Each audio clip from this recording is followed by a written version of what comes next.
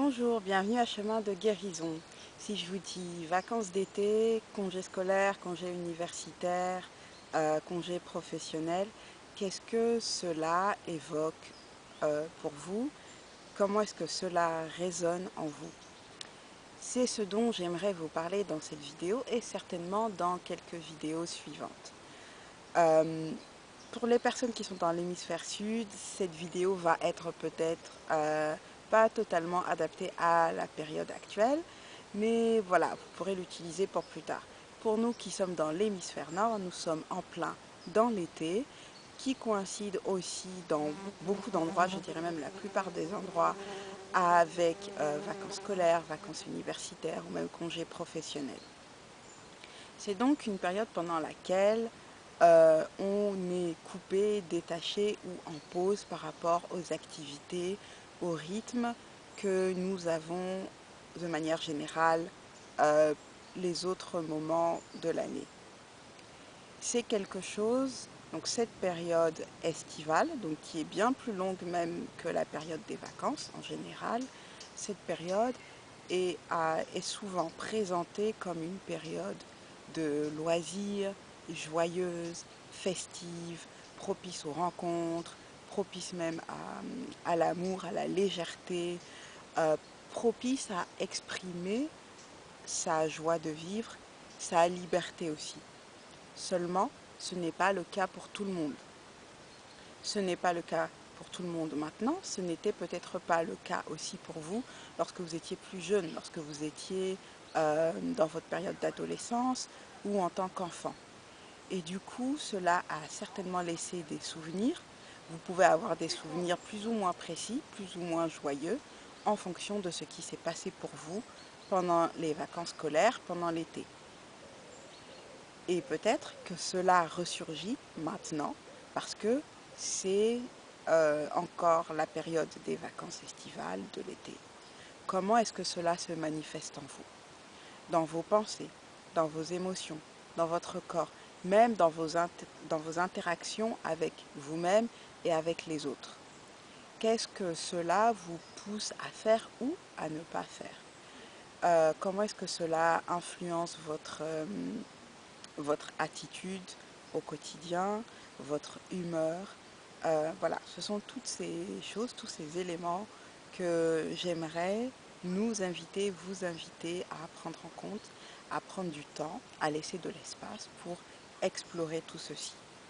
Peut-être que en tant qu'enfant, en tant que plus jeune personne, même pas forcément en tant qu'enfant, même peut-être en tant que personne étudiante, en tant que personne plus jeune il y a quelques années, vous rêviez, vous aviez très envie de faire un voyage, d'aller dans X partie du monde.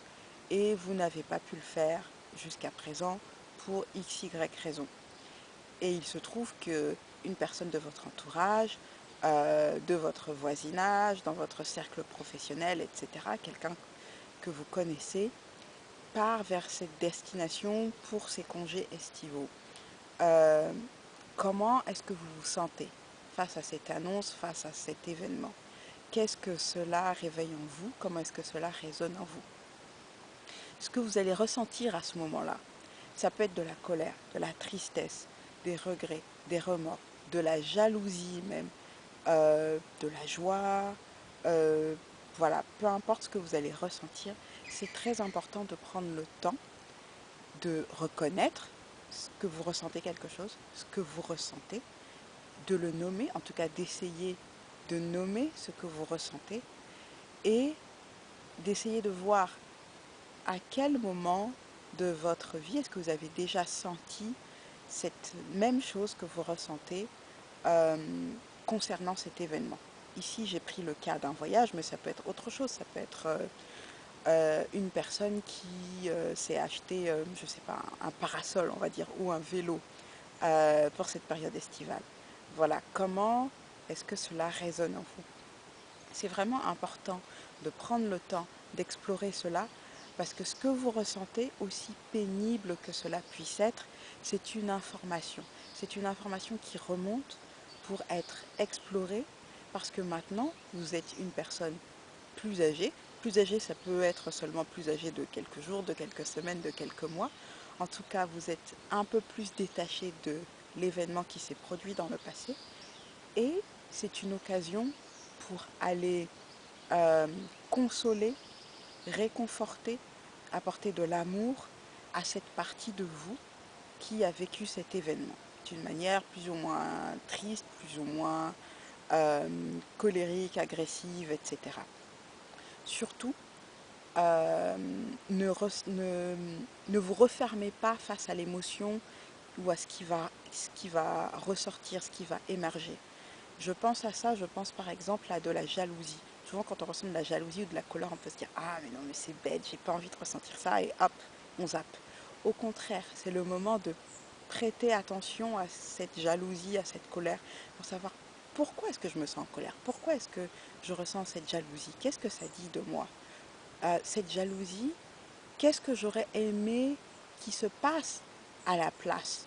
Je ressens de la jalousie, c'est que j'aurais aimé qu'une autre chose se produise. Quelle est cette autre chose? C'est important de le nommer, que ce soit à l'oral, à l'écrit. Vous n'avez pas forcément besoin de le partager avec la personne en question, même avec d'autres personnes, ça peut être pour vous. Mais c'est ce processus qui va vous permettre d'avancer dans votre guérison intérieure, notamment en cette période estivale. Voilà ce que je voulais partager aujourd'hui avec vous. Je reviendrai avec d'autres vidéos sur ce sujet. En attendant, prenons soin de nous et des autres. À très vite!